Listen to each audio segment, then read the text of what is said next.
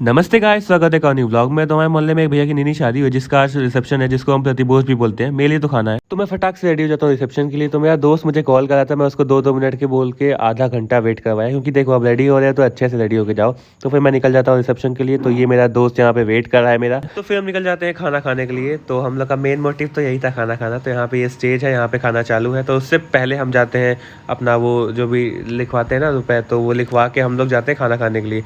तो प्लेट मैंने ले लिया, यहाँ से डेजर्ट भी ले लिया है, डेजर्ट ही बोलते हैं शायद इसको। तो ये मेरा फेवरेट चीज़ रसगुल्ला। तो एक बार खाने के बाद मेरा मन नहीं भरा, मैं दोबारा लेके आ जाता हूँ।